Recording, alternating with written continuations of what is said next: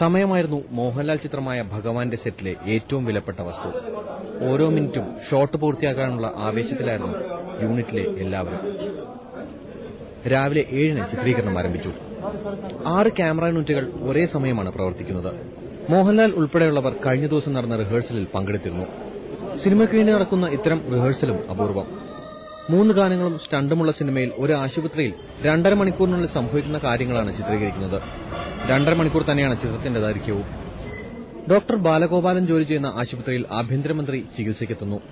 മന്ത്രിയെ വധിക്കാൻ തീവ്രവാദികൾ ആശുപത്രിയിൽ എത്തിയിട്ടുണ്ട്. മന്ത്രിയെ രക്ഷിക്കാനുള്ള ബാലഗോപാലന്റെ ശ്രമത്തിലൂടെ സിനിമ മുന്നേറുന്നു. ആശുപത്രിയുടെ മുകളിൽ ഹെലികോപ്റ്ററിൽ കമാൻഡോകൾ ഇറങ്ങുന്നതും സിനിമയിലുണ്ട്.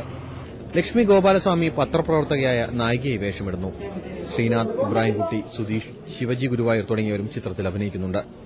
പ്രശാന്ത് മാമ്പുള്ളിയാണ് ചിത്രം സംവിധാനം ചെയ്തിരിക്കുന്നത്. ക്യാമറ ലോകനാഥൻ. 2 കോടി രൂപ ചെലവിട്ട് നിർമ്മിക്കുന്ന ചിത്രം ജനുവരി 23-ന് റിലീസ് ചെയ്യും.